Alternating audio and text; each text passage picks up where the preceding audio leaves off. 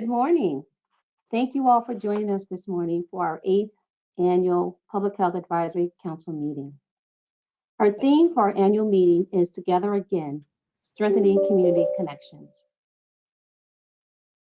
Before we have our welcome from the mayor, I'm going to briefly just show you our agenda so that you'll know what's in store for you today.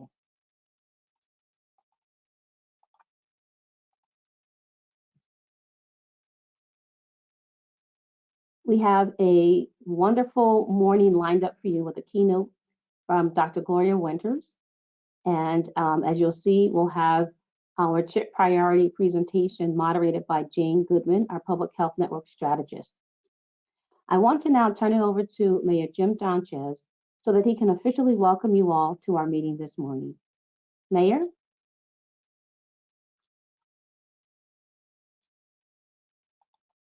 Public health nurses and everyone that has worked so hard over the last 2 years. Wait, I'm just trying to straighten out my webcam. I think I'm on the camera. Anyway, thank you, Bobby, and all of our Kim Bernard and everybody that works so hard in public health, and our entire health community across Nashua, hospitals, doctors, nurses, everyone who's been so challenged in the last 2 years. But first, I'd like to welcome everyone. It is, of course, my pleasure to welcome you to the 8th annual Greater Nashua Public Health Advisory Council meeting. I'd like to recognize city officials, our legislators, aldermen, alderwomen, Board of Health, community partners, executive PHAC committee, and the division staff, and our other guests. Thank you very much for joining us this morning at our conference. The mission of the city's Division of Public Health and Community Services is to promote, protect, and preserve the health and well-being of Nashua through leadership and community collaboration. One of the goals of the division is to keep our communities safe and healthy. One way of doing this is to gather information to assess what the public identifies as our needs and our assets. The division then uses this information to inform the public of the health issues impacting our community. These activities align strategically with the mission of the Public Health Advisory Council, which is to achieve a healthier Greater Nashua region through collaboration, education, and the coordination of resources, as well as the vision to work together towards a healthier Greater Nashua region. This annual meeting of the Public Health Advisory Council allows for everyone to come together to hear about the priority health issues impacting our region through our participation in initiatives and collaborations that are aimed at improving the health of our population. As we have seen from our community-wide response to COVID-19, the health of the public is all of our responsibility. This meeting today will give you the opportunity to learn about the priorities and strategies of the Community Health Improvement Plan for the next 3 years, and will provide you with an opportunity to engage in learning that will help you become better informed on what the division is doing to address health and well-being in the region. Thank you very much for being here, and I will turn things back over to Bobby, of course, our Director of the Division of Public Health and Community Services.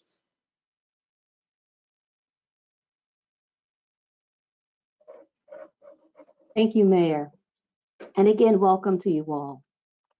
I did want to take some time to acknowledge the natives of the lands in Nashua, and just give honor to the original people that were here.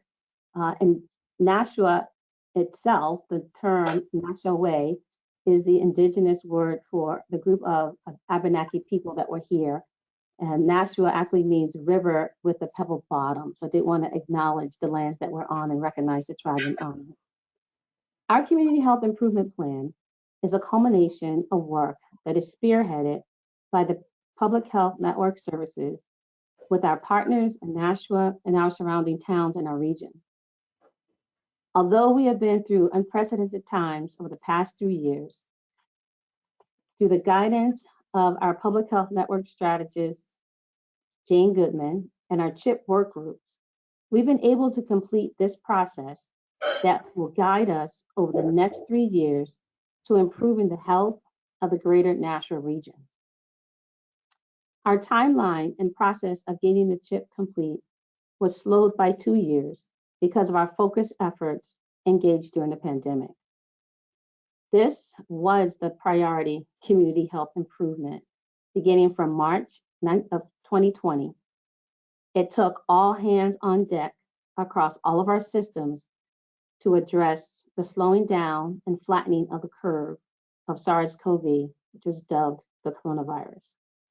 From our testing clinics to determine the impact of the virus in our community, through to the large vaccination clinics that many of you participated in and were a part of. Through the summer heat and cold winter days, you were there.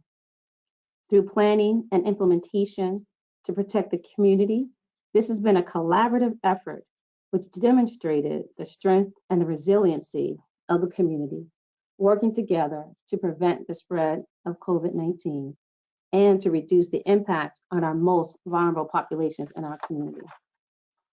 There's not one person here whose lives has not been touched or impacted by COVID in some way or another, whether it was being exposed ourselves or infected, whether it was our getting tested or vaccinated.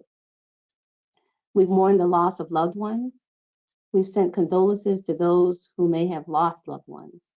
Some were our friends, some were our colleagues, and some were our neighbors, and others were strangers. Through it all, we worked together, and our struggles were real.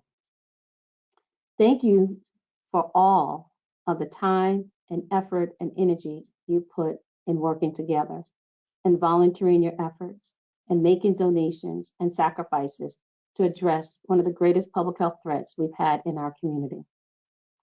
And now we must move on to not only continue to address this public health issue, but to continue to address other priority areas that we've been focused on that have been identified by the community and our partners in areas needing improvement. Our team will be here with you and for you, and we believe that our partners will also be here as well. We are Nashua Strong. We have a very influential keynote speaker with us this morning. I met Dr. Gloria Winters at a community meeting facilitated by the Greater Nashua YMCA as they planned their strategies at improving access to services that they offer that help to benefit the health and well-being of the Greater Nashua community. Dr. Gloria Winters is the Chief Medical Officer of the YMCA Managed Service Organizations. She's a consultant to the YMCA of the US and YMCA Alliances, including the Northern New England Alliance.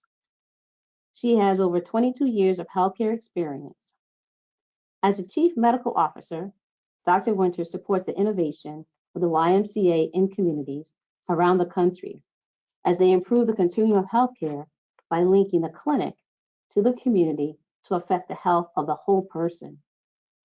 In this role at the YMCA, she is responsible for the development, advancement, and the implementation of industry-leading models that will standardize how communities can improve health equity, health outcomes, and provide interactions to connect individuals to community and social service agencies through local and national strategic partnerships. After we hear from Dr. Winters presenting on advancing health through upstream movement, I will turn it over to Jane Goodman, who will facilitate the presentation of our CHIP process and the priority areas of focus over the next 3 years. Thank you all again for being here. Dr. Winters? Good morning, everybody, and thank you, Bobby, so much for that introduction. I'm so delighted to join you today. And let me just go ahead and get my screen share up here.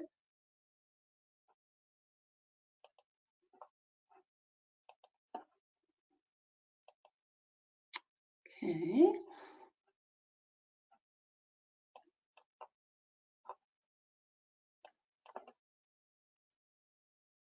Thank you for your patience.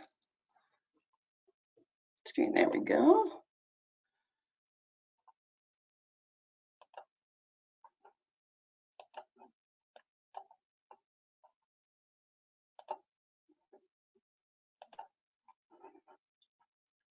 All right, are you all seeing that, Bobby? Yes, Yeah. thank you. Great, thank you. All right, so good morning. Thank you again for your patience. So we know that, let me just minimize this here.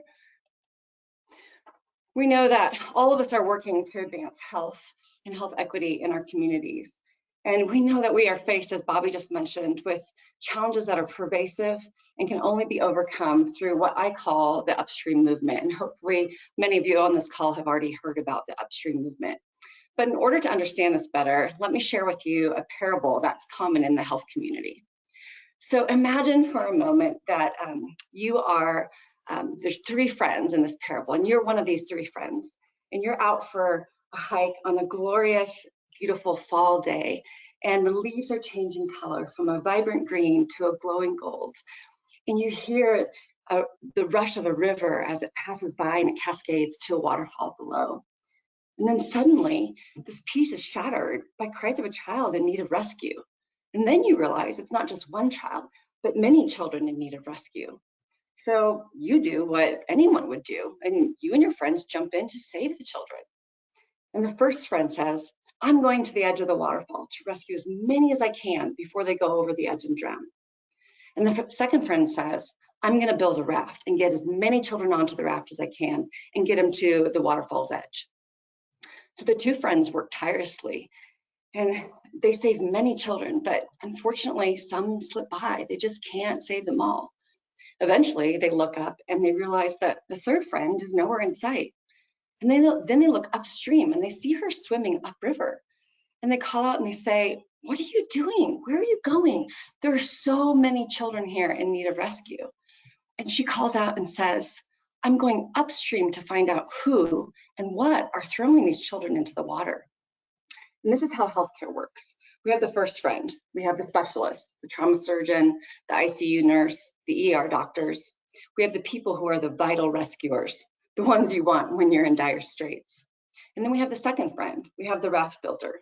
That's a primary care clinician, people on the team who manage your chronic conditions, your diabetes, hypertension, medications, and the ones also to do your annual checkups and your vaccinations. But they're also there to make sure that you can get onto the raft and usher you to safety before anything urgent happens. And while these two friends are vital and necessary, what we're missing is the third friend, the one who goes upstream to the source of the problem and finds the solution. And this is where our work as partners together comes into place. Together, we can address whole person health. The CDC defines health as 20% clinical care and 80% behavioral, socioeconomic, and physical factors. In addition, the World Health Organization defines health as a state of complete physical, mental, and social well-being, not merely in the absence of disease or infirmity. This definition is consistent with the vision and work of the City of Nashua Division of Public Health and Community Services to have an informed, safe, healthy, and resilient community where all people can survive and prosper.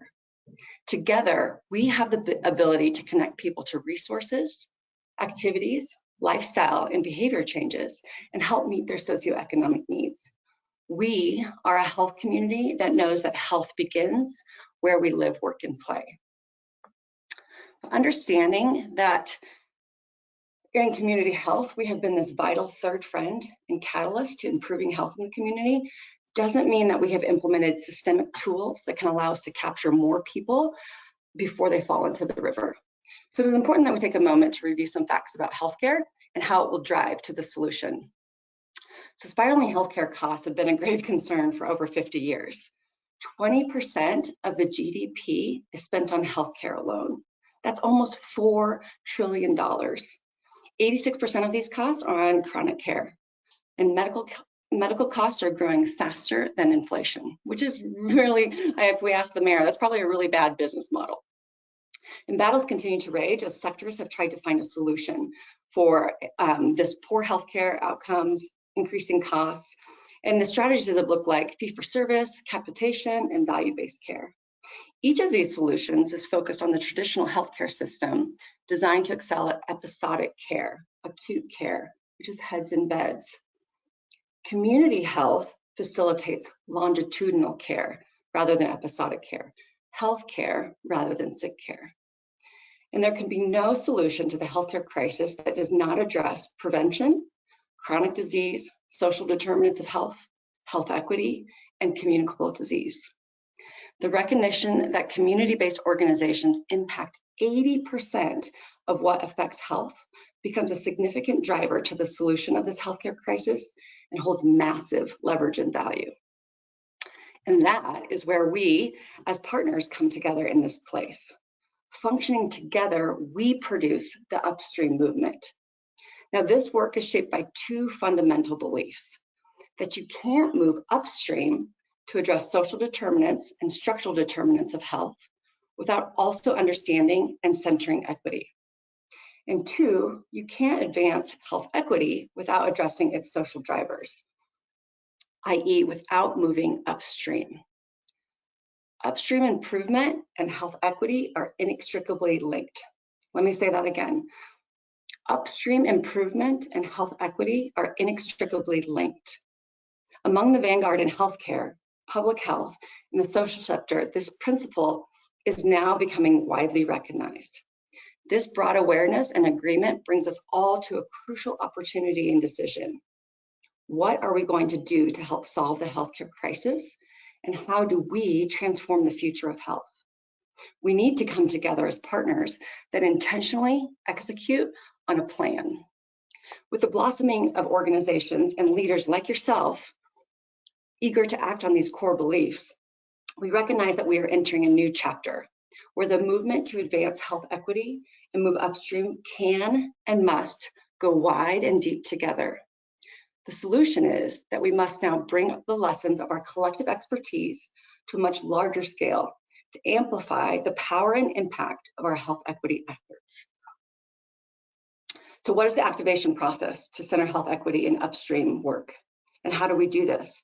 We must go wide and deep. We go wide by utilizing tools to connect us as partners to create bidirectional communication and feedback with new tools for learning and easy accessibility for all health workers. And this will be explained in today's presentation at length. And then number two, we go deep. We collaborate with partners to mobilize and support place, equity, and value-based improvement.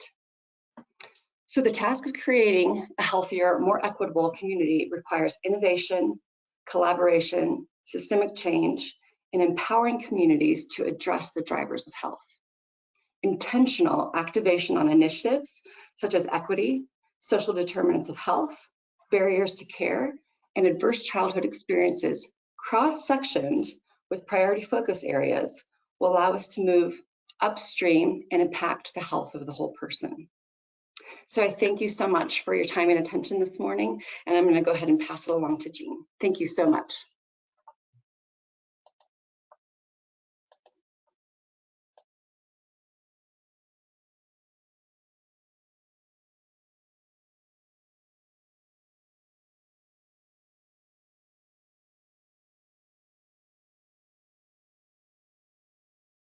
Good morning, everyone, and thank you for joining us. And thank you to Dr. Winters for presenting for us this morning and getting us really motivated and ready and setting the stage as we continue to learn about the Community Health Improvement Plan today. My name is Jane Goodman, and I'm a Public Health Network Strategist with the Division of Public Health and Community Services. I will be moderating today as we learn together about the Community Health Improvement Plan and about public health for those of you that are new to this. Just a few housekeeping items. There is no chat in this webinar, but You probably noticed that already. But questions can be typed into the question box at any time during the presentation. We will take a few questions during each of the priority area presentations, but we'll hold the rest till the end of the complete presentation. So just familiarize yourself with that question box. And again, you can add those questions or even a comment if you need to into that question box. And before we get started, to get you all thinking about this, and so we know our audience a little bit, I'd like to launch our first poll. Prior to today, how knowledgeable were you about the Community Health Improvement Plan? Be honest, it's really fine. I have no prior knowledge of CHIP. I worked on the current CHIP goals. I've been involved or known about past CHIP cycles. Click on your screen and we'll have an instant result. We'll close that poll in about 5 seconds.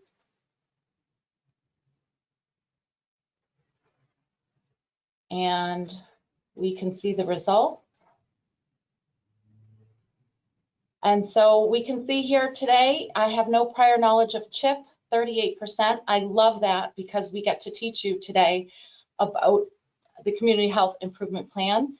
We have 14% of you who have worked on the CHIP goals and objectives. So that's amazing. That's all my panelists. And I've been involved and known about past CHIP cycles. That's almost half of you. So it's great to have you all here. Welcome to all those that are new to this process. And really looking forward to continuing all of our work together. And we can take down those results. And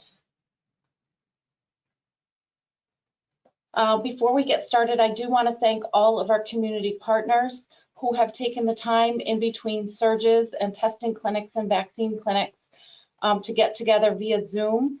As Bobby mentioned in the beginning of this presentation, our work was delayed, mostly from the pandemic, and then also being able to put our heads around what needed to be done each time. So thank you all to those community partners. We do have one catch-all, the Public Health Advisory Council on there. That's over 100 organizations in the Nashua area that we communicate with, are part of the Advisory Council. And then specifically, we have our Executive Council who really put a lot of work into this Community Health Improvement Plan.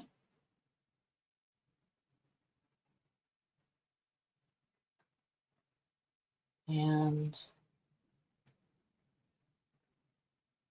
bear with me while I click forward.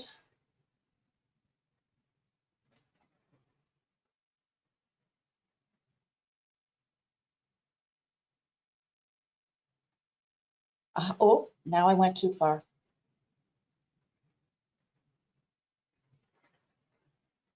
So I would like to start telling you a little bit about the Division of Public Health and Community Services.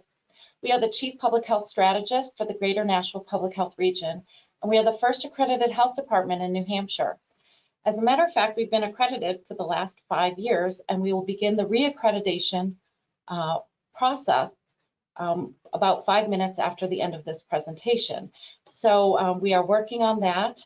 And what we do, we provide a range of direct services and engage a variety of partners on strategic initiatives to ensure the health and well-being of every member of our community. Our mission to promote, protect, and preserve the health and well-being of the Greater Nashua Public Health Region through leadership and community collaboration. And you've heard some of that already this morning from Dr. Winters. And our vision to have an informed, safe, healthy, and resilient community where all people can thrive and prosper.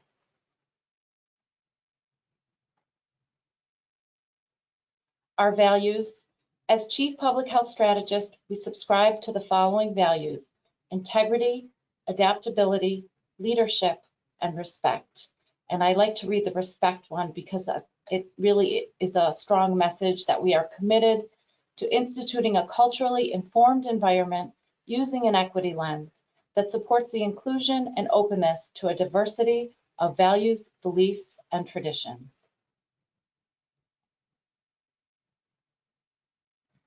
We ground our work in the 10 essential public health services.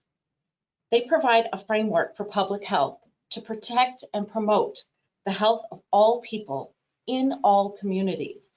To achieve equity, the essential public health services actively promote policies, systems, and overall community conditions that enable optimal health for all and seek to remove systemic and structural barriers that have resulted in health inequities.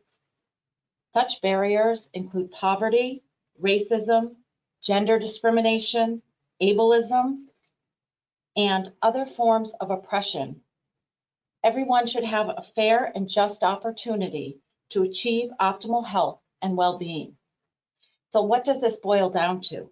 We have assessment, which you see in the top around the reddish areas. Let's find out what the problem is. That's what we do every day. Policy development. Let's do something about it. What can we change in our programming? How can we work with our legislators? How can we work with our cities and municipalities to do something about the problem? And assurance, evaluating whether or not our solution or our policy worked. So what is the local public health system? You all are part of it, whether you realize it or not. While you see the health department as the largest egg in the middle, and for lack of better words, I call it an egg, you can also see your organization probably represented there. Public health cannot take place unless we're all in this together. So you'll see volunteer organizations such as the United Way, who we work closely with. Transit, you think transit, how are they part of the public health system? Well, if people can't get to their services because they don't live in a neighborhood that provides public transportation, we can't get their health improved. Elected officials, philanthropists, we rely on a lot of grants in order to do our work. Hospitals, of course, community centers. And so you see there's just a huge number of organizations that make up this public health system.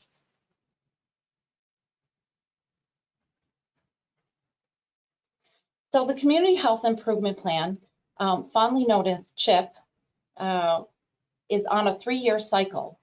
We receive financial support from the City of Nashua, from our hospital partners, and from other community partners as well. It is state funded also through the Regional Public Health Network System. The division represents and works for the Greater Nashua Public Health Region. And just to give you an idea that we started this CHIP process by presenting the Community Health Assessment to the Public Health Advisory Council in March of 2021. And you'll see that CHIP 2022 is a living document. And what do I mean by that? Well, no more, gone are the days of the big printed document with the spiral bounder. It is online, it's going to be open to the public, and it'll be on our website. In fact, as of 8:30 this morning, it is live on our website. So I encourage you after to go and look. It's accessible and it's dynamic. And when I say dynamic, I mean we can add to it. Not all programming works. We can come up with more ideas. We don't need to be stuck in one lane for the next 3 years. So just to help everyone understand what the Community Health Improvement Plan and Community Health Assessment Cycle means, this is a great diagram that helps us understand and look at our work. And you see that the work really never stops. It just goes round and round in a circle. Makes us a little dizzy sometimes, but it never stops. So if we start in the far right on assess, with the community health assessment, we collect and analyze baseline and progress data on community health indicators. And then with the CHIP, we progress along and we prioritize and we plan. And we put it out to a vote basically to our community partners. More on that in a minute. And then with the CHIP, again, we implement. We see what we can do as a community to improve some of these health indicators that were presented to us in the CHA. And finally, just like the 10 essential public health services, we monitor and we evaluate. We track our progress on the CHIP goals, objectives, and strategies, and the community health indicators.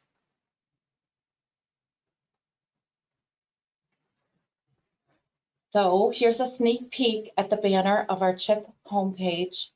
You'll see at the bottom, of course, our map. And so that is the Greater Nashua Public Health Network.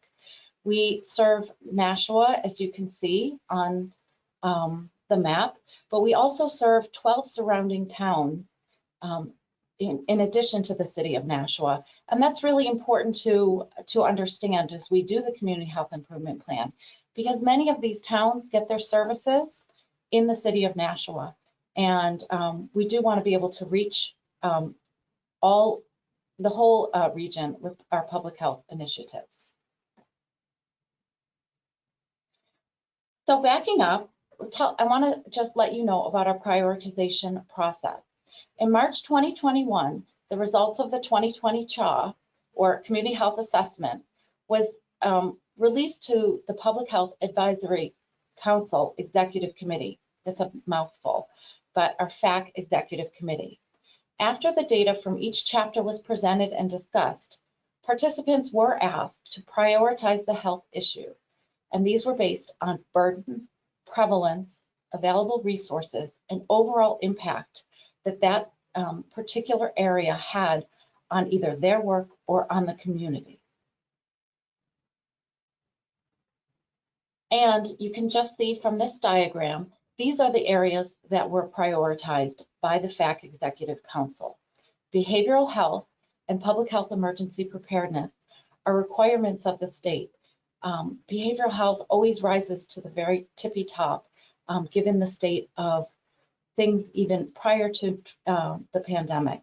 So in behavioral health, we'll be looking at mental health, substance use, and workforce development. Chronic disease, we'll be looking at depression, type 2 diabetes, and hypertension. Maternal and child health, we'll be looking at universal screening, access to care, nutrition, and ACEs. And public health emergency preparedness, regional communications, training and exercises, and state relations. And communicable disease, we'll be looking at vaccine uptake, community preparedness, and preventive education. So there's a lot of work that we anticipate doing. And I'd like to say that as we got these priorities together, a lot of the work has already begun. Our subgroups, our work groups associated with these, we do have an internal facilitator from the division, but also an external co-facilitator so that we are out in the community and we are doing this as really a team. So I wanted to put this up so people have an idea of your interest area and who you might contact within the division and who externally as well. So how did we proceed? Once we had our priority areas selected, we wanted to see what the assets and gaps were in those areas. So from May to about August 2021, we released a series of surveys, and some we had to keep open longer than others because the response was a little bit slower due to the pandemic. But the goal of this was to identify resources, barriers, and specific community needs for each CHIP priority. And we wanted to engage our community partners on strategic initiatives. So we did an assessment. We did actually 6 surveys, and they were both qualitative and quantitative in nature. We used SurveyMonkey, keep it very accessible and easy. And you can see here the number of responses for each section. We felt pretty good about the responses in certain areas because these were providers of services in many of the areas representing a greater faction of the population. When we did these surveys, we were careful to include the same 4 questions on each survey so that we could aggregate the data and have a larger sample size to better understand some of the overarching issues that we are dealing with in our community. So those questions were around health equity and the social determinants of health, the greatest needs in your issue area for your community, efforts to reach the BIPOC populations, Black, Indigenous, people of color, and familiarity with adverse childhood experiences, commonly said as ACEs, but I was trying to limit the acronyms that we use today to 5. And of course, we have about 1,000 acronyms in public health and every other area of work. But the big ones here you'll see are SDOH, social determinants of health, and ACEs, and that moving forward.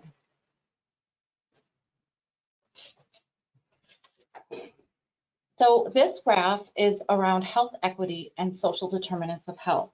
And we ask, what role does health equity, access to care, and other social determinants of health play in regards to addressing your concerns, specifically in the greater Nashua region? How can we address these concerns? This graph is telling us that 42% of the top respondents said that we need equitable access to services to address the social determinants of health and health equity. Of that 42%, approximately half was from the behavioral health group, followed by chronic disease. If we look at patient-centered care as a way to address the social determinants of health and health equity, 6% of the top respondents identified this as a way to address these concerns. Half of those were from chronic disease and the other half were from maternal and child health. This graph is telling us that equitable access to services and community outreach education are important across all the priority areas. Mental health services are especially important to behavioral health, and insurance financial resources are especially important to chronic disease.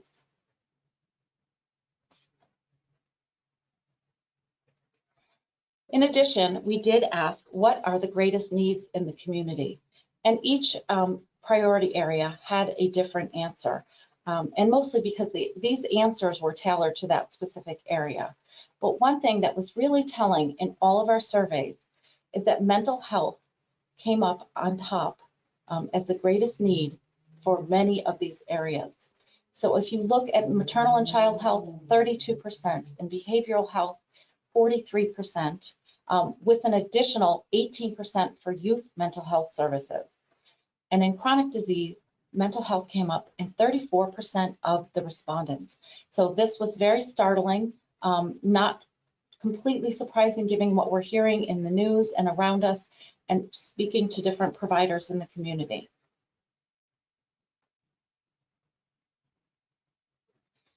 We also asked about your efforts to reach the Black, Indigenous, people of color populations in the greater Nashua region. And this is a telling graph in many ways. 23% of our respondents were unaware of any strategic efforts to reach these populations, and 13% said this was not a strategic effort at all.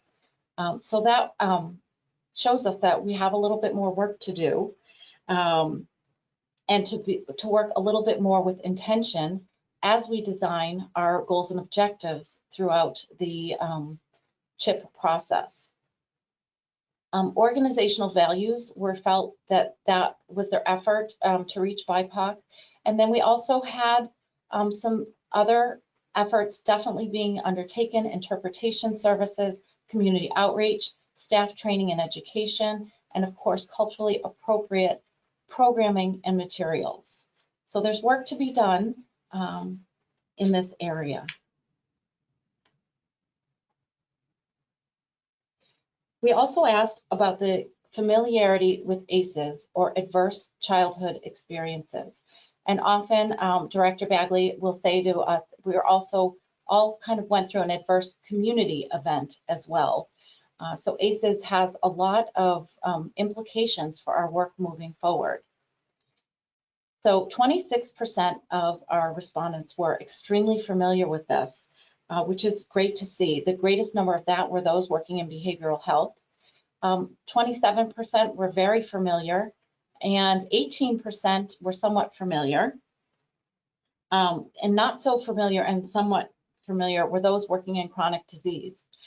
So this was a good way for us to identify, especially for our chronic disease work group, what can we do as far as ACEs go, and how can we implement that in the community to reach some of those providers that are working in chronic disease.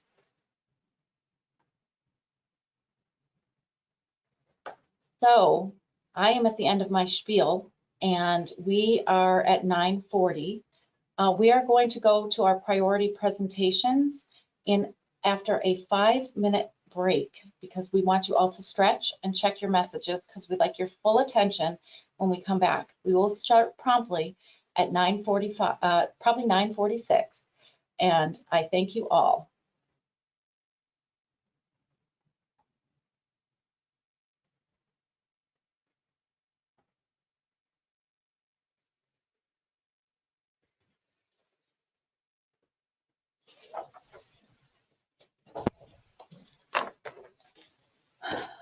Okay. I'm so thirsty. Wasn't too boring. No,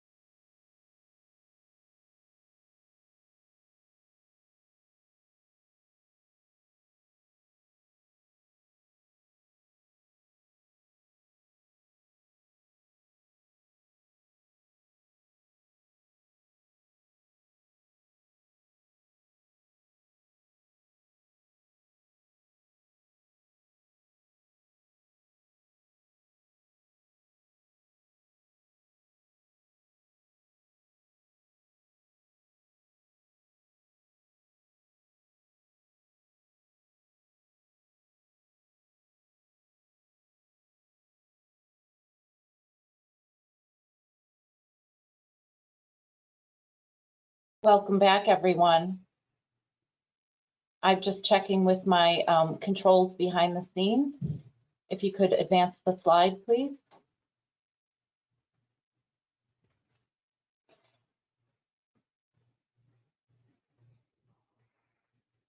And Pat, turn on your webcam. And good morning and welcome back. I hope that some of you have joined in between. I see a few add-ons. We're now at that section in our presentation where I'll turn it over to our panelists who will present on each priority area. So I'd like to welcome Patrick Henry, who is our Public Health Emergency Preparedness Coordinator. He has joined the division in the fall, in November, and we put him right on the spot, and he's going to teach us today about what we're going to be working on over the next 3 years. Welcome, Pat, and thank you. Thank you for that introduction, Jane, and welcome everyone. As Jane mentioned, I'm the Public Health Emergency Preparedness Coordinator here at the division, and I'm going to be going through our Public Health Emergency Preparedness, also known as PHEP, priorities.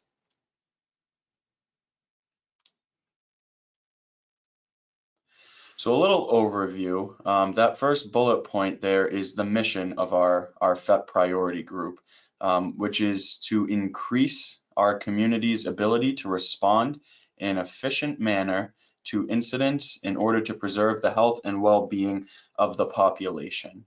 And then our areas of focus in PHEP are our multi-agency collaborating entity, also known as our MACE, public information and warning, medical surge, points of distribution, also known as PODs, / alternate care sites, also known as ACSs, volunteer management, isolation and quarantine, and mass fatality management. Unfortunately, as Jane mentioned, there are a lot of acronyms in public health and specifically within the emergency preparedness sector. I would like to mention that our focus areas are appendices found within our Regional Public Health Emergency Response Annex, also known as the RFERA. And these are essential components of the PHEP overall mission, which you can see in that previous bullet point. So this is really where our progress is going to be measured and our goals are coming from. So the 3 objectives that are listed here come as a result from 17 PHEP-specific respondents taking part in the Community Health Assessment, or CHA. So the 3 objectives, as you can see here, are to improve our regional communication structure, to increase our public health planning, exercising, and training among various sectors, and to strengthen the working relationship between our region, the Greater Nashua Public Health Region, and the overall state of New Hampshire. So these 3 objectives are going to be what all of our goals are measured off of. Excuse me. So we have 3 current initiatives that are underway, as Jane mentioned. Although this is official as of today, we've already started to advance towards completing some of our objectives. And the 3 PHEP-specific initiatives that we've started, as you can see here, the first one is our Preparedness Coordinating Committee has been meeting kind of as a subgroup. So currently our emergency management directors from the 12 towns around us and then the city of Nashua itself have been meeting on a bi-weekly basis, bi-weekly basis to attempt to increase our communication and situational awareness between those partners as a whole region and to evaluate our regional needs. So the point of this is to find our appropriate regional point of contacts and identify the available resources for communication within the region. Because if we don't have that communication, we can't meet our objectives, but also we can't serve the region as a whole. As I mentioned prior, we have a public health response annex, and that annex has the appendices which were mentioned previously in our focus areas. And I really want to emphasize that this is an all hazards response annex. This is kind of a new idea, but it's really essential that we have this all hazards approach. And unfortunately, health equity was not always a part of that all hazards approach. So as we're putting this chip out with the health equity lens and looking at health equities, inequities, and our social determinants of health, we're really trying to review this document, which is also a living document, and make sure that those health equities are included. So this analysis and remodification, if you will, of our plan, our annex, and the appendices which are attached, it provides us a starting point to improve our relationships between the region and the state, which is that third objective. And it will also clarify our plans to provide opportunities to train on the new or updated procedures. And finally, this third bullet point, we are actively re-engaging and redistributing, if you will, some of our community emergency response teams and our medical reserve corps volunteers. So both of these groups fall under that appendix of volunteer management. And without volunteers, we cannot function as a public health department. They are so essential to ensuring that we are prepared, we can respond, and we can recover, which are 3 of the 5 focus areas that FEMA, the Federal Emergency Management Agency, has placed on public health networks. Again, without these individuals who live within our community and can provide us that anecdotal real-world evidence of potential inequities or the specific social determinants of health within our region, without those people, we would have no clue really where to start and what to focus on. So these are our current initiatives. And on the horizon, so to speak, are our upcoming projects. The largest one is convening our preparedness coordinating committee and its various work groups. So as Jane and others throughout the morning have mentioned, unfortunately, we had a pandemic. We're still in the pandemic, and that has kind of stalled some of our normal activities, one of which are these preparedness coordinating committee meetings and their subsequent work group meetings. So our goal is to, while dealing with the pandemic, also convene these groups like normal to provide our stakeholders a chance to give us input on our current plans and our areas of improvement or focus. The CDC, the Centers for Disease Control and Prevention, gives directives and deliverables down to our state level, who then distribute it out to our regions. So we are kind of provided that foundation, but with these stakeholder inputs and community member inputs, we can modify those plans to ensure that we're meeting that health equity lens and really using that to look at all of our documentation. And specifically, we will be creating our 3-year training plan for the region, including our biannual point of distribution and alternate care site regional preparedness trainings to ensure that should we ever need to activate either of those, the region is capable to do so, and we can provide that confidence in our regional community. Thank you.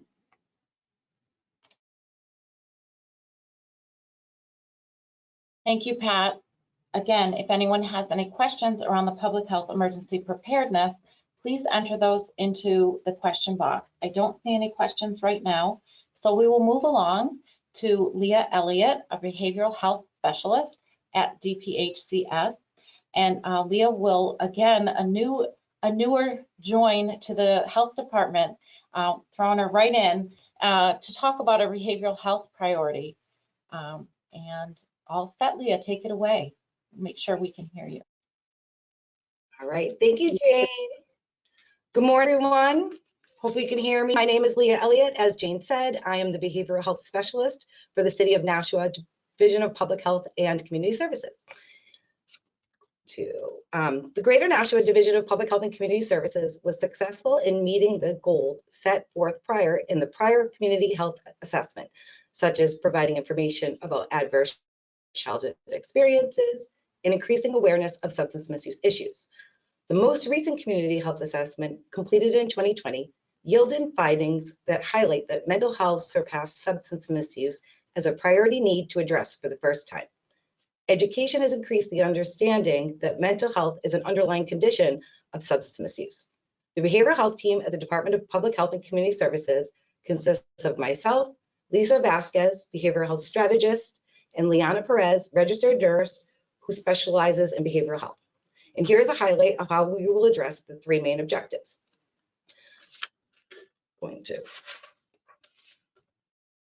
My slide went backwards. Okay. So one of the first objective is to improve access to substance use and mental health services through work. Okay, I'm sorry, my slides, I need to go. I'm trying to go backwards and it's going forward.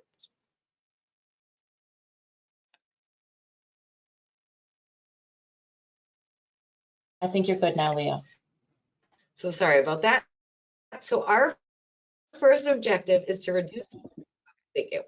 Our first objective is to reduce substance use among all age groups in the Greater Nashua Public Health Region.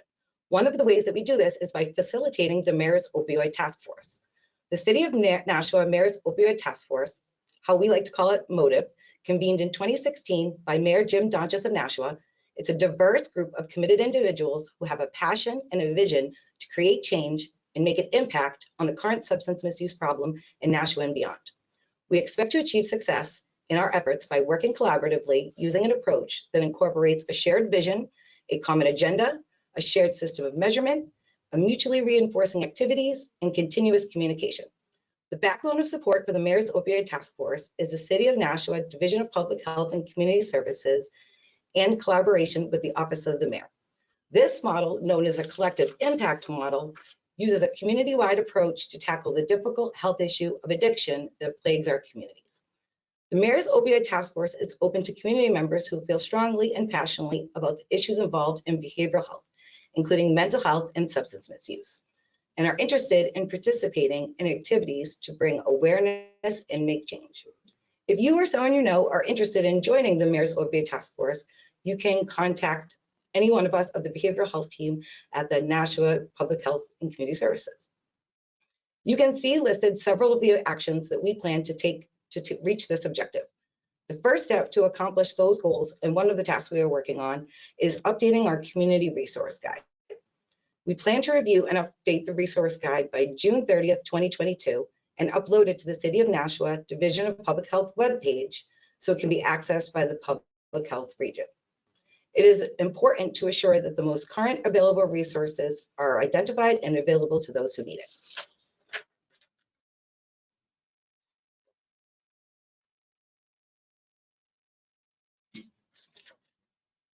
If you could advance the slide.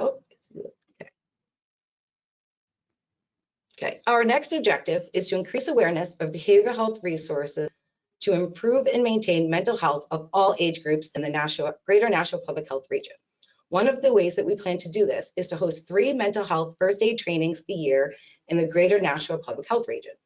Mental health first aid is a national skills-based training course that increases participants' knowledge of mental health crises.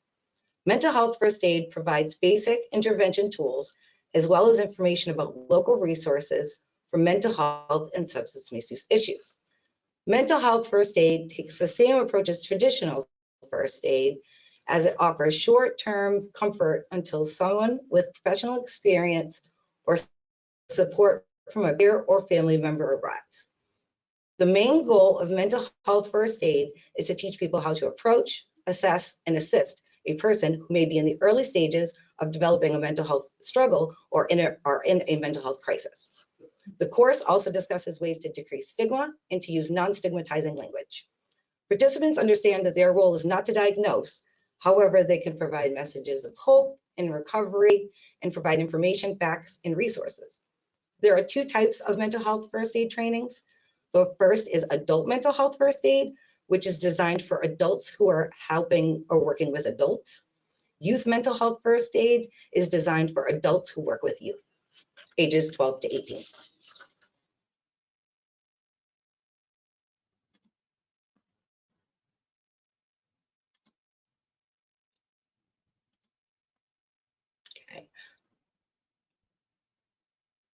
Okay, our last objective, our third objective, is to improve access to substance use and mental health services through workforce development.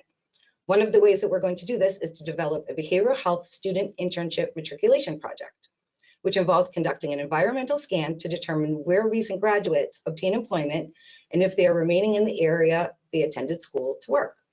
In 2018, Hillsborough County had 261 mental health providers per 100,000 people. A Harvard University study recently found that just 17% of phone calls placed to get an appointment with a mental health counselor were successful. In 2013, the demand for behavioral health practitioners reached nearly 57,000, yet there were less than 46,000 available. By 2025, the expected demand will top 60,000, creating a shortage of over 15,000 professionals. The Health Resources and Services Administration reports that they will need to add 10,000 providers to each of the 7 separate mental health care professions in 2025 to meet the expected growth in demand. This is due to the fact that many practitioners are reaching retirement age and there are not enough practitioners to be able to replace them. It is also important to assure that the Nashua Public Health Region is seeking practitioners with diverse backgrounds to meet the demands of the different cultures here in the greater Nashua region. One of the factors that we would like to basically investigate is when counselors are graduating from programs in the area, where are they going? What are the offices that they're seeking? What positions are they seeking? And how are we able to retain them so that we have available resources in the area?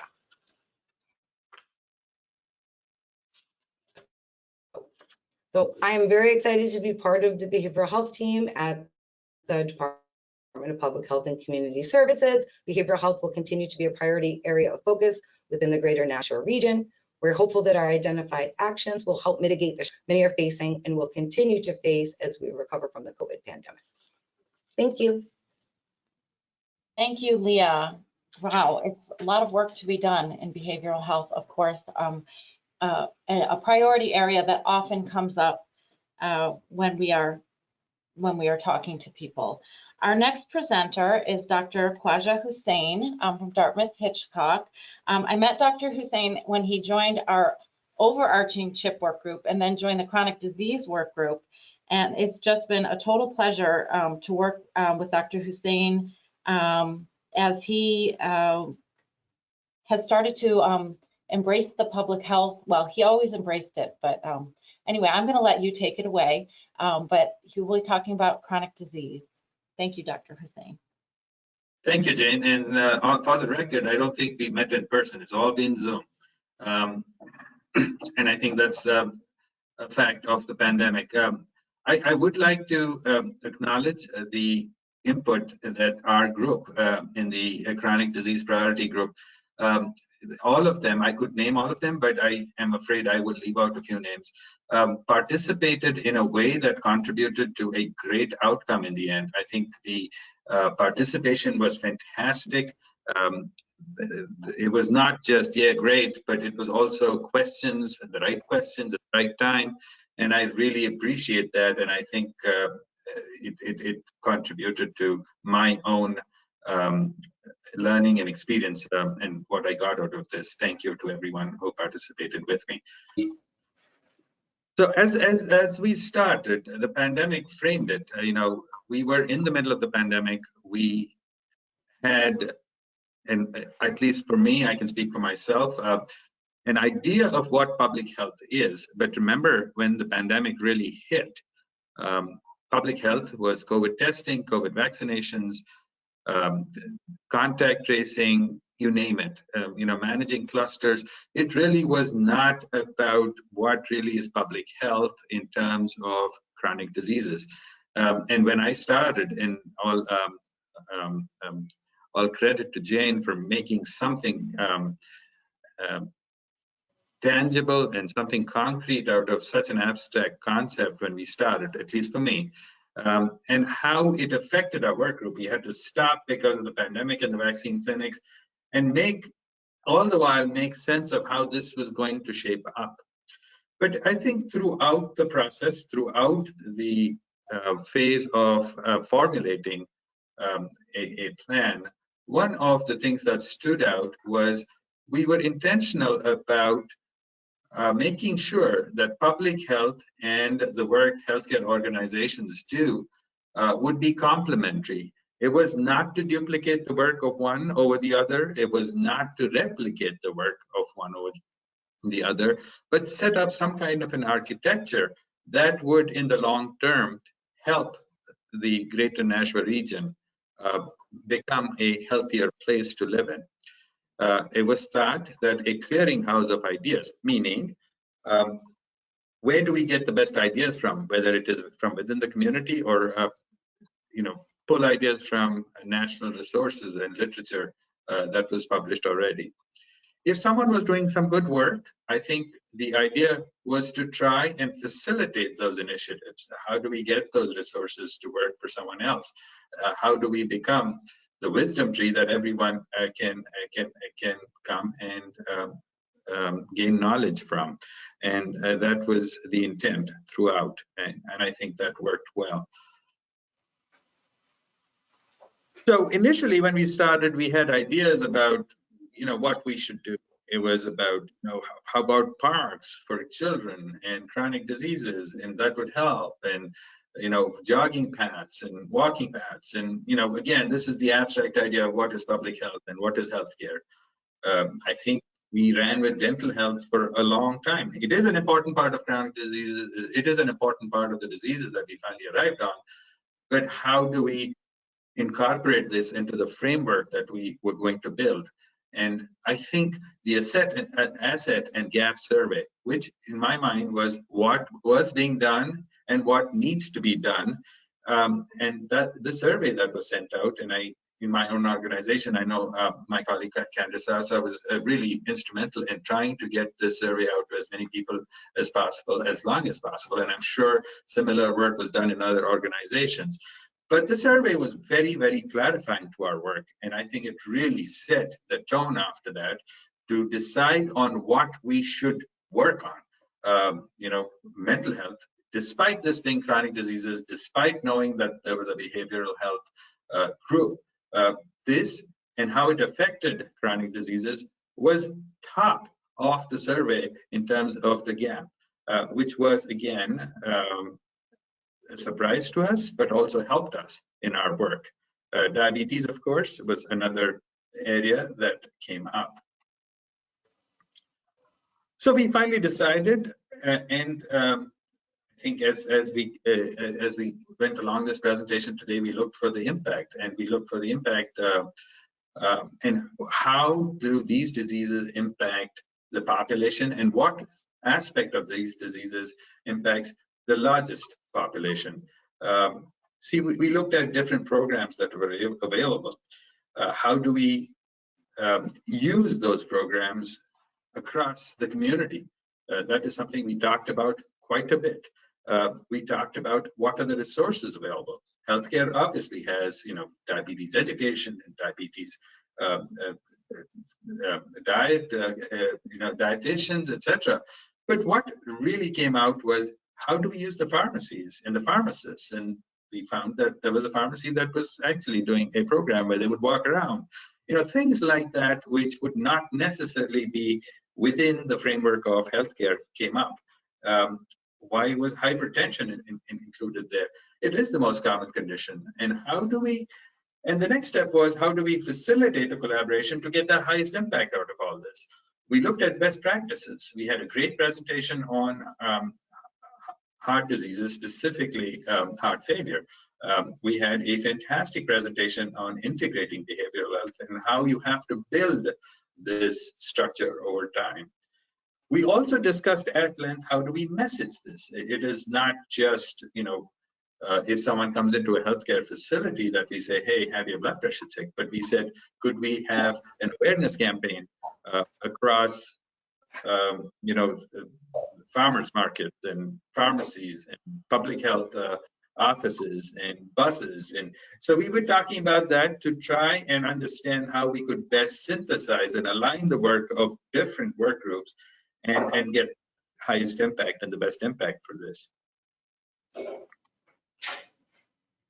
One of the things that I really, for me, was an important part of what I learned from this was I was vaguely aware. I was somewhere in that bar that said somewhat familiar with ACEs, which was, as you've heard, was adverse childhood experiences. And what really came across to me was the fact that it was very common. It could be anything from trauma to abuse to poverty itself is considered an ACE. But for me, I think the most important point out of this was the idea that this could be healed.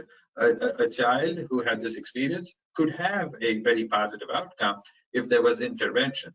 So how do we use this and use these ideas across different work groups?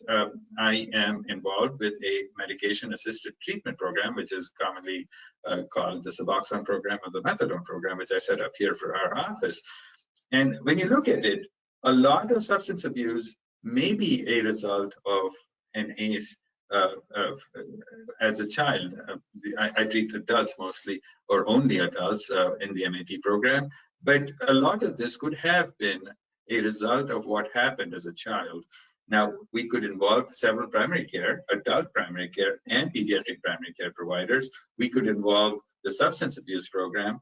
And I think this whole idea of cross-pollinating these ideas from what comes out of it, to increase awareness, to train staff and providers. Remember, staff, stigma, all of this is an important part of how we deal with some of our problems as a community.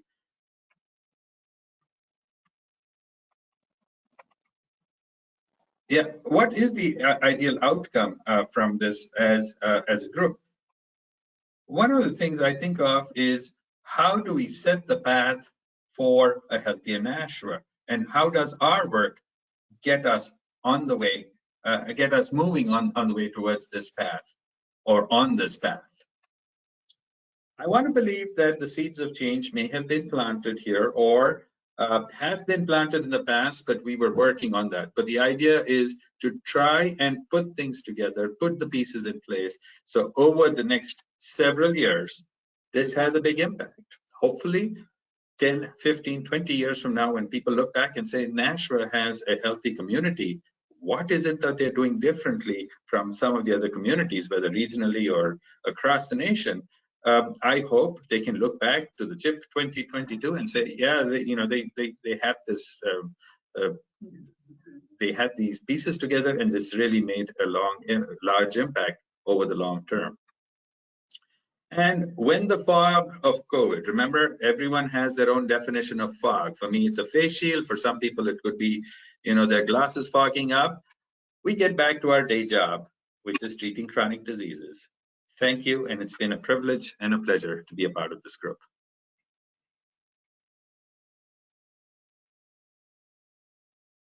Thank you, Dr. Hussain, for presenting around chronic disease. And again, if you have any questions about chronic disease, you can put those in the question area. I do have, well, I'm going to hold that one till the end. Our next priority area is communicable disease, and we have Flavia Martin coming to present on that. And hopefully Flavia was able to get her camera working, but I'm not sure. We had a little technical difficulties beforehand. But if not, welcome Flavia Martin, who is our one of our public health nurses, and take it away. Good morning, thank you. It appears my camera is not working, so I will apologize for that. But as Jane stated, I am one of the public health nurses here in the division, and I am the Communicable Disease Program Coordinator. This is the first time that communicable disease rose up to be a priority area in the community assessment survey. Mental health, chronic diseases, maternal child health has always been a mainstay, but this is first time that communicable diseases made the list. This is very likely due to the current pandemic and having a COVID lens very much in answering the surveys that went up. We had our first case here in Nashua in March 2020, so we're coming right up to that 2-year anniversary. When the pandemic first started, our primary focus was on containment. Businesses and services closed, schools closed, there was a large transition to remote work for those that could. Then we moved on to mitigation. We had actions to reduce the spread, And now we're on the prevention side. We have vaccines that are effective at prevention and reducing severity and of disease and mortality. We know we're going to be living with this for the long term at this point. But the communicable disease umbrella is more than COVID-19. That graphic on the right there, I know it's teeny tiny, it's more of an image, but that graphic on the right there is a list of all of the reportable communicable diseases in New Hampshire. There are 62 diseases listed here. The ones in red are diseases of higher consequence that must be reported within 24 hours, and the black must be reported within 72 hours. These diseases are reportable under New Hampshire law. So as you can see, there's work to be done, not only around COVID-19, but other areas as well. The work group for the communicable disease priority is the Greater Nashua Infection Prevention and Control Coalition, known as the IPIC. We love acronyms.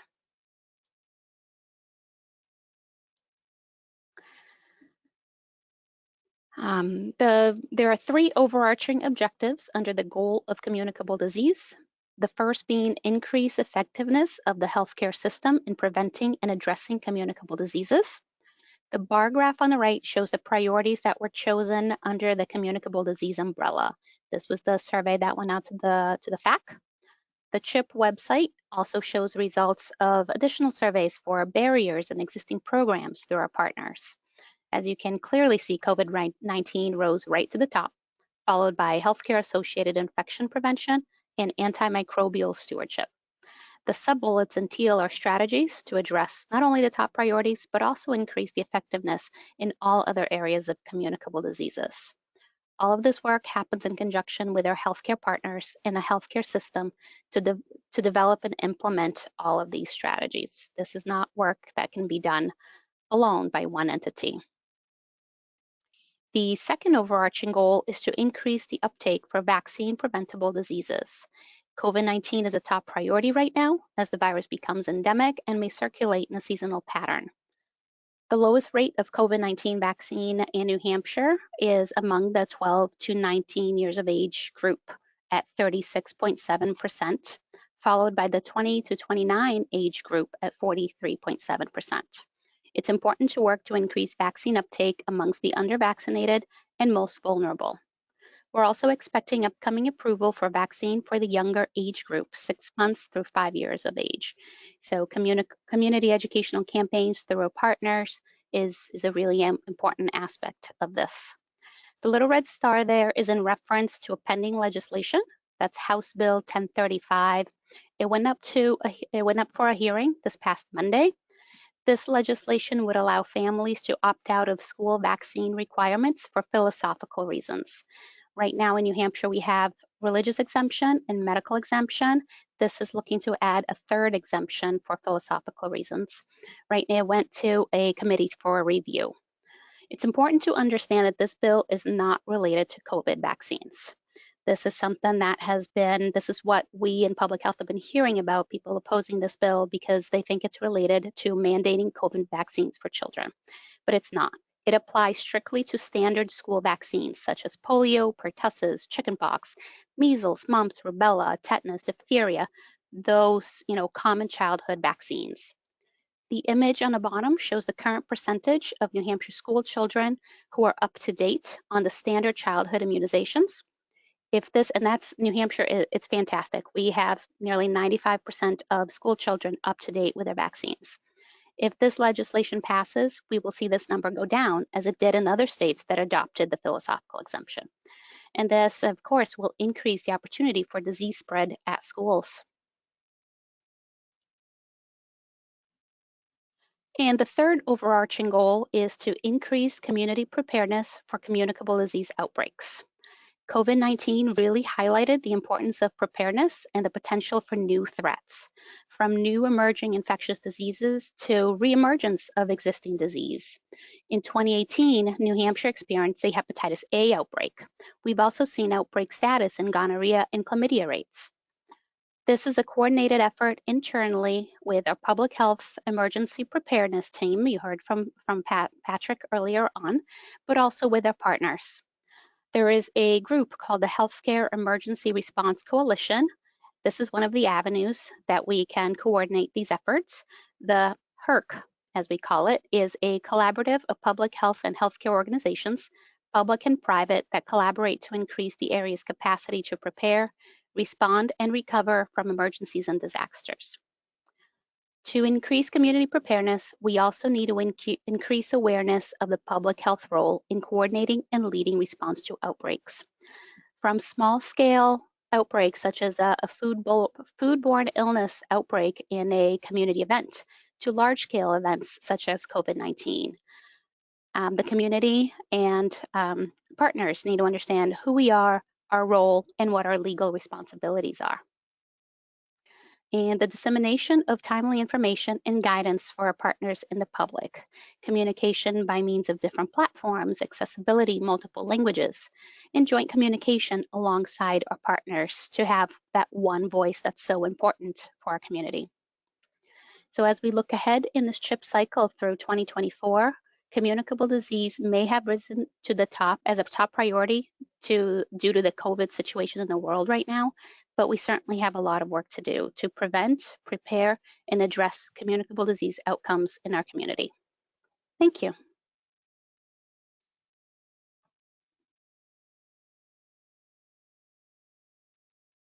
Thank you, Flavia, for that excellent summary of communicable diseases. And as Flavia mentioned, that is the first time in many CHIP cycles that this has risen to the top. And no doubt it is because of our current environmental situation.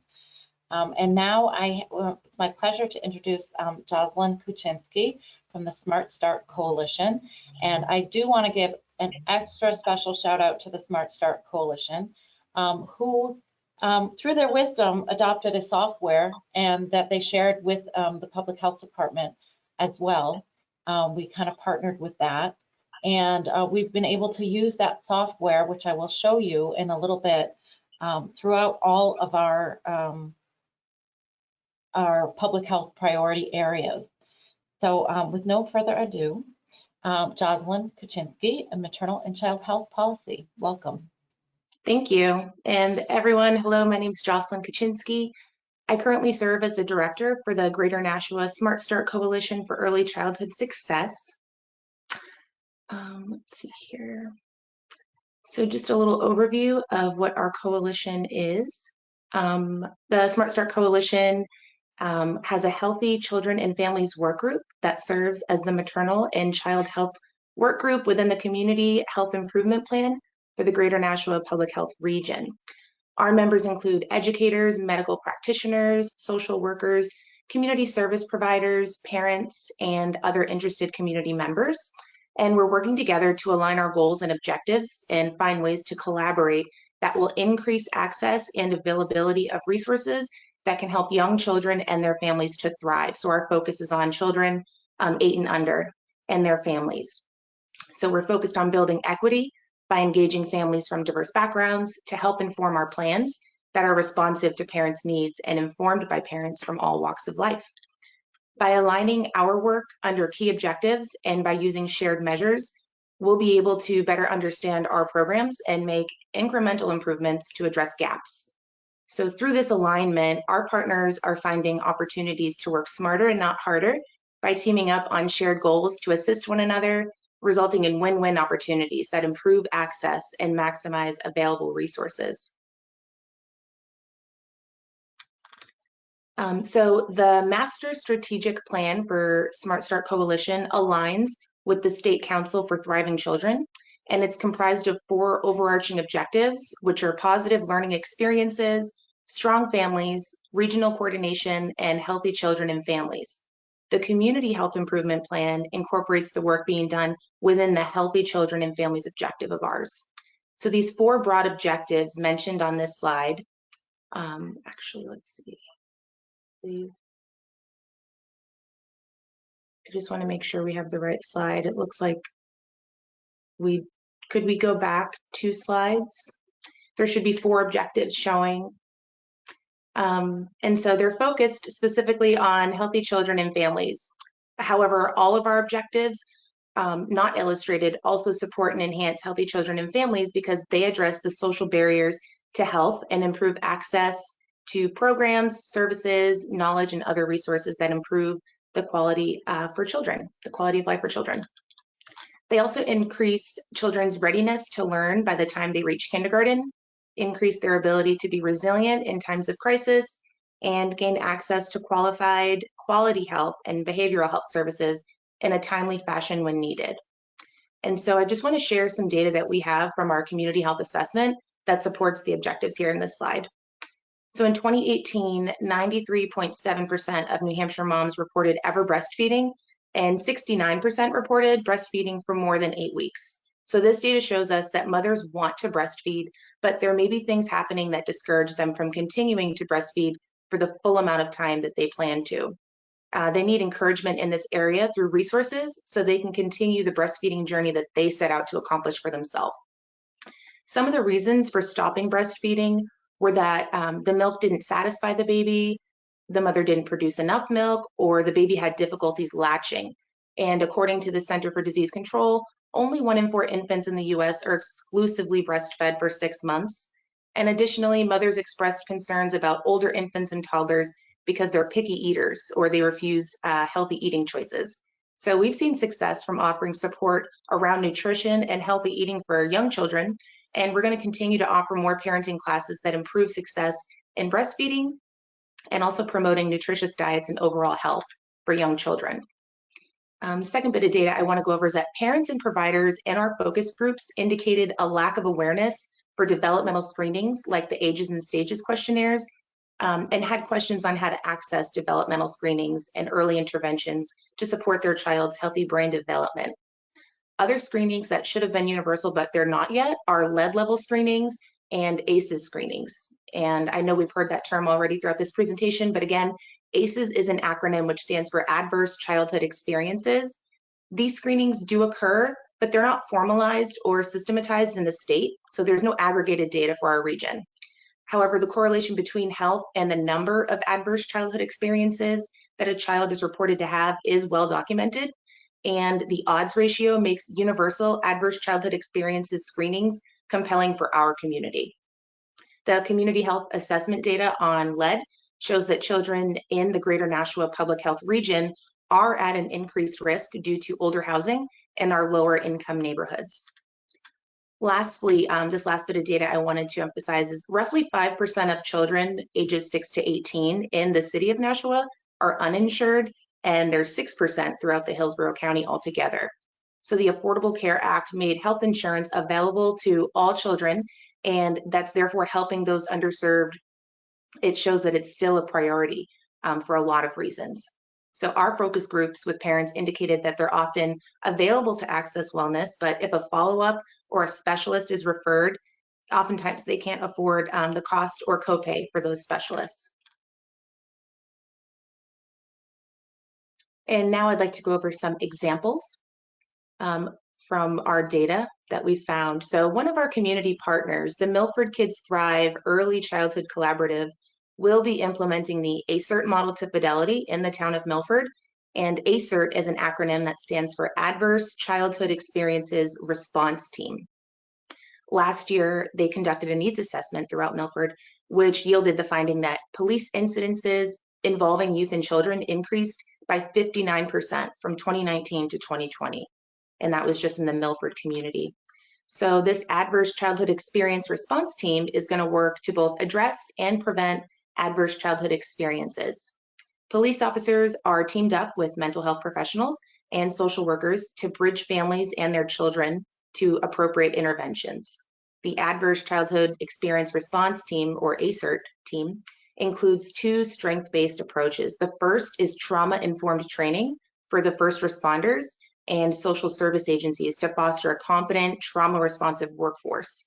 And the second is implementation of a systemic and collaborative referral process connecting children to community partners who provide evidence-based therapies and programs. And our coalition is going to work to ensure that all activities use an equity lens, and that's going to start in Milford. Another key objective in our vision of becoming a trauma-informed community is to increase access to trauma-informed training, social emotional learning, and resources for children, parents, and educators before kindergarten.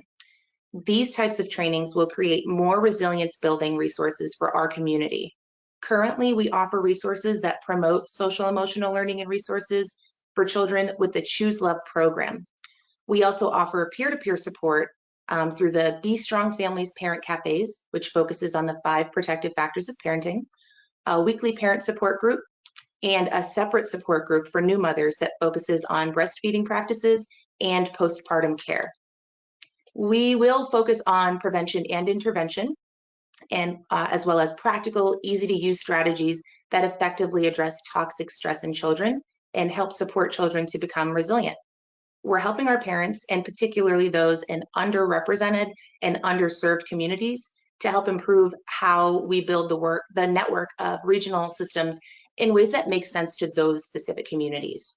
We're in the process of planning our first regional summit, which is really exciting, and that's going to connect educators, parents, and community resources early on to build trust, awareness, and bilateral communication in how and where resources are most effective for families and children to access. In response to the current climate for early childcare and education, the theme of our summit will be focused on supporting the mental health of providers, caretakers, and educators by speaking to trauma-responsive approaches and care for young children, as well as addressing mental health support and self-care for educators, caretakers, and providers. So thank you all for listening. That concludes our findings for the Child and Maternal Health Work Group presentation. Thank you, Jocelyn. That was really great and very informative about everything that's going on with the Smart Start Coalition and how it aligns with the CHIP and other things going on in the state. If we could launch our second poll, just to have everyone look up at their screen for a moment and take our second poll. Just be a second here. So you've heard all the issue areas, priority areas, and just out of curiosity, would like to know where you are most aligned for working on or interested in. Maybe you're not part of an organization, but something specifically interests you and being part of that. And we'll close that poll in about 5 seconds, and then we will share that. We like polls in public health. We're always collecting data. All right, and if you want to share the results of that. So we have over a quarter view for behavioral health substance misuse. Chronic disease, 17%. We're a nice even split here, which is really great to hear and great to see. I don't know if everyone answered, but thank you for taking your time to answer that. What I'd like to do now, I would remind you that if you have any questions for any of the issue areas, the priority, keep saying issue, any of the priority areas, please pop them into your question box. And I'm going to share my screen and take you on a small tour of the live document.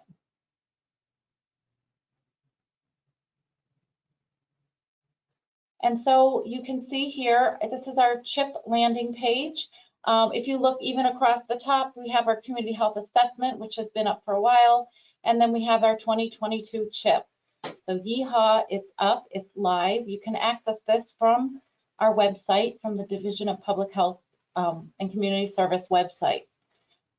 Just to walk you through very briefly, we are a lovely letter from our division director and background. Some of this you've seen throughout the presentation today, but it will also be up live online.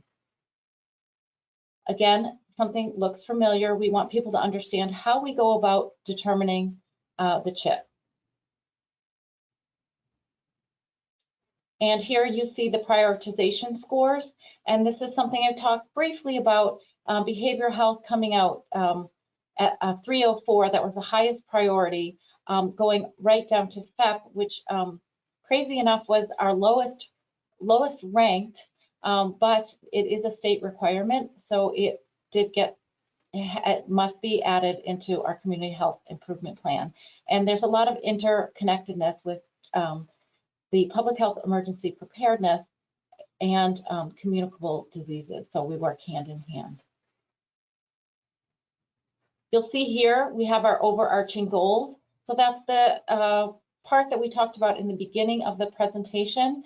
And I just want to let you know this is interactive. So if you're interested in your particular area, you just want to look at maternal and child health, you can see where things are coming out the highest in your group, in your priority area.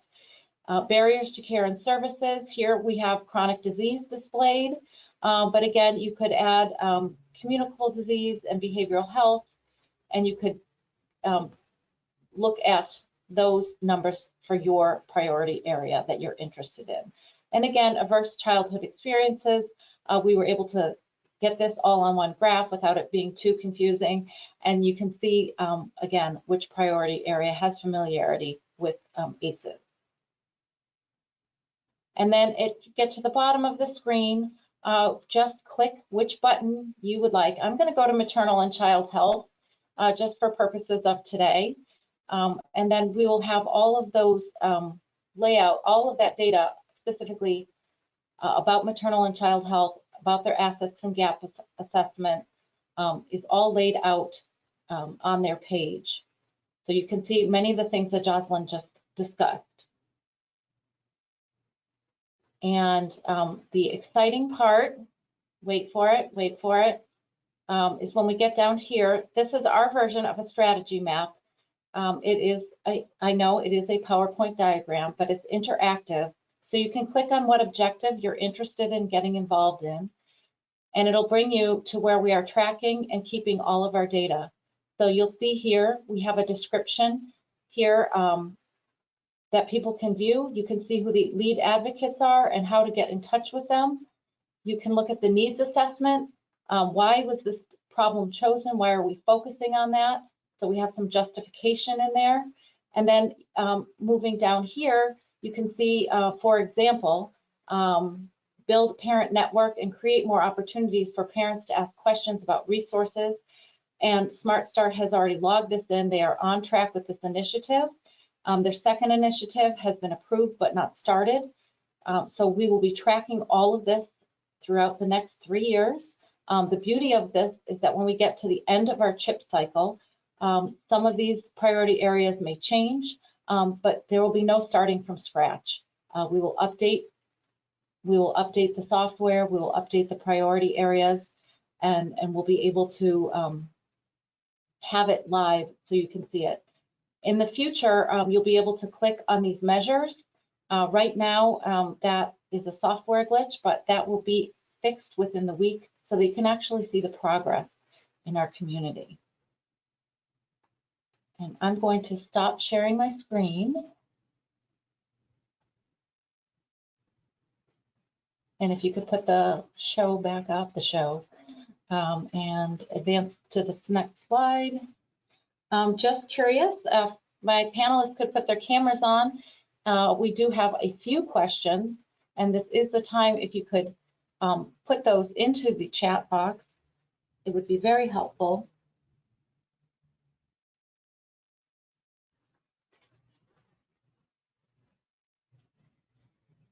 Our first question is, will chronic disease outreach be available in languages other than English? I believe that is a goal, but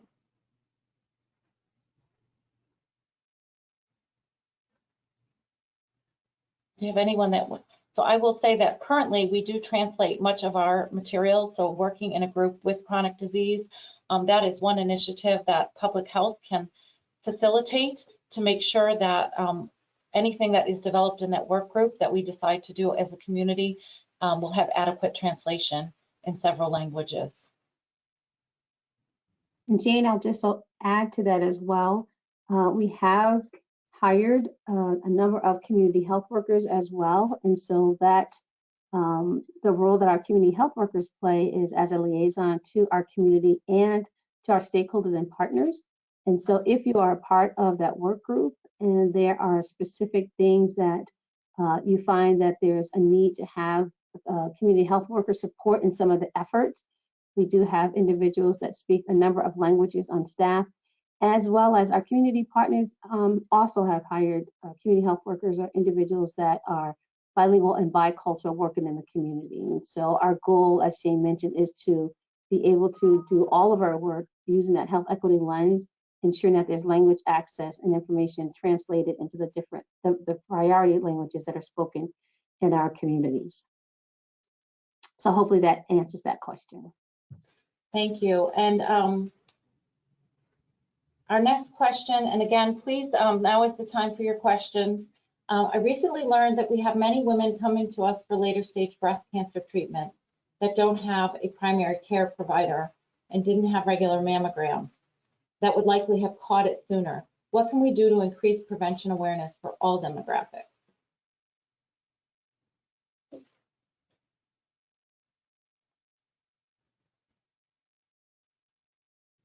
I think one of the things that came across the survey was the fact that a lot of the patients did not have access to healthcare, or if they had access to healthcare, there were barriers like insurance, cost of medicines, etc., which was not allowing the appropriate interventions to happen. So I agree that that is a concern in this day and age when we have the ability and the resources to address these things, that addressing the barriers as a public health measure could be an important intervention. I also want to add, on behalf of the Smart Start Coalition, our focus on families starts prenatally. So as soon as a mother, becomes pregnant, we're working to connect her to those types of screenings early on, getting connected with a healthcare provider, not just for the health of the baby, but for the mother as well. So that's Smart Start's contribution to that question. Thank you. We have another question. Are there any parent trainings happening now? And where can the information be found? Absolutely, yes. So if you go to our website, actually, smartstartnashua.com, or you can access information about us through the United Way website as well. We do have quarterly parent cafes that we're hosting in collaboration with the Milford CAST program.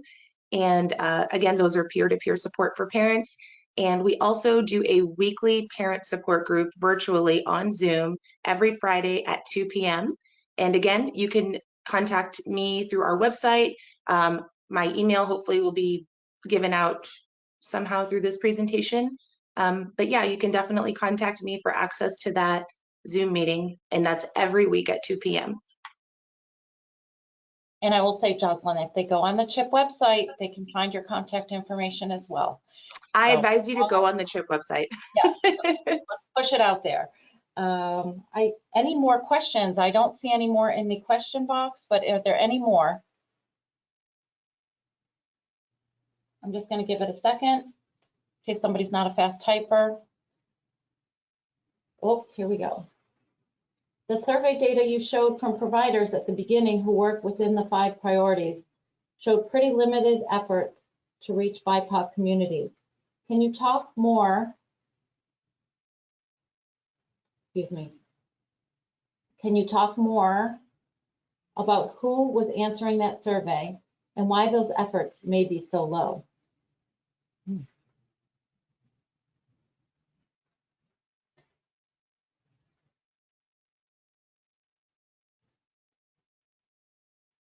I don't want to hog the time, but I'd be happy to speak for Smart Start. We certainly struggled to engage just people in general with our survey, and I think that COVID was definitely a barrier for that. So I think that's ultimately one of our biggest reasons for not feeling like we engaged enough people with that assessment.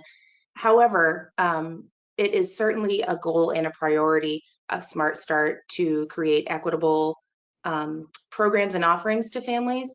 And last year, one of our most successful events that we ran was a Dominican Father's Day celebration at Greeley Park that incorporated a lot of the Dominican culture to celebrate fathers specifically in that community. It was a well-attended event. We had great representation from the community, including a local DJ, a local State Farm owner who's Dominican as well, a Latin food truck, and it was a really well-attended event. So I think COVID is going to kind of stagger what feels productive for outreach to the BIPOC community, but it definitely is a priority of, I'd say, all of ours up here, but I'm just speaking on behalf of Smart Start. I think that's true for the chronic disease work group also, because we did consider having surveys in different venues, but I don't think COVID allowed us to even consider thinking about it just because of the limitations that we had. And that's why the online survey was sent out. At least that's what happened in our group.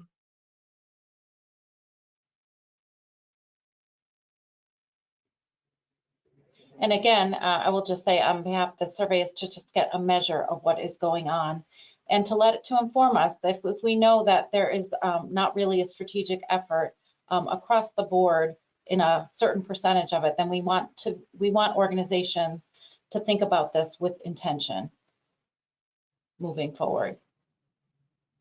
Lastly, I just want to add for Smart Start too, we are actually have an advocacy internship that we just created with New Futures for families.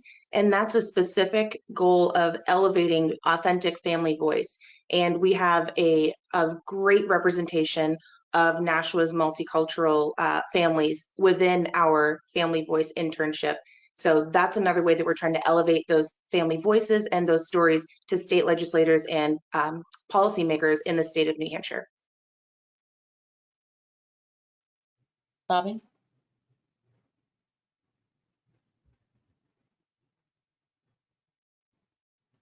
Thanks. I was going to say, someone has to unmute me.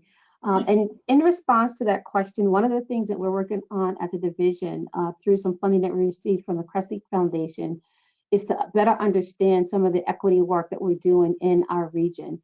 We had the opportunity to have several listening sessions with BIPOC populations in our community. And our next phase of this project is to reach out to our providers, both healthcare providers and dental providers, to do some key informant interviews to learn a little bit more about that particular issue and understand better what are some of the perceptions that our providers have with regards to being able to reach our BIPOC populations. And so that is work that will be rolling out for us this early part of the spring. And again, with the intentionality of increasing the equity work, increasing our span and our reach within the region to create more access to our BIPOC population, as well as dispel some of the myths that exist around the barriers of trust. And so that work will be going on until it will, again, address that question. And hopefully we get some really good information and come up with some strategies for removing some of those barriers. And that would be work that would be shared across all priority areas so that we can, again, work with that intention. Any more questions? Last call.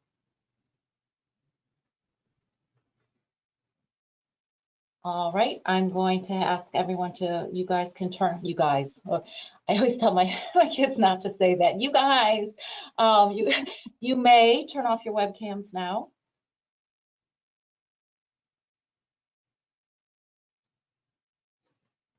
And, oops, nope, not yet. Sorry, Bobby, not yet. So just our final steps here. I want to thank you all for attending today. It's really great to have so many people here. We had over 80 people on the call and over 90, including our panel, close to 90, including our panelists, and a lot of new faces and a lot of new voices. So I really appreciate your participation. So what are our next steps? You know, there's a lot. I do want to say that sometimes when we present a community health improvement plan, you know, we have 5 priority areas, and within those priority areas, you know, we can't do everything. But that's not to say that if there is something, an issue identified during the course of the CHIP, that we're not going to work on that and look at that and study that issue. So these are our community based initiatives, and we will also continue all individually working on certain other initiatives that are near and dear to us, or that we identify as a significant problem in the community. Moving forward, I just have this small graphic from Unite Us. Unite Us is a closed loop referral program that the state of New Hampshire is actually paying for, and we can use in the city of Nashua and the greater Nashua Public Health region to make those closed loop referrals. So we've begun getting information on that, and hoping that the more agencies that join this referral system, we can have some of that warm handoff virtually between agencies. So we're going to get that out into the community as a next step. Our work groups will resume. They have continued. Shout out to the chronic disease work group. You'll be hearing from me soon. And we'll start doing this work and continue, I want to say, doing this work. If you want to find the chip online, you can go to our website. That's kind of a long web address there, but just go to the division's website or type in Nashua Community Health Improvement Plan.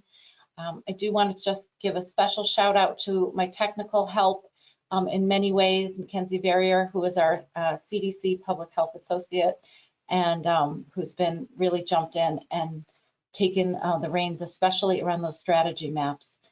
So thank you all for attending, and I'm going to turn it over to Director Bagley to send us home, or send us back to work, really.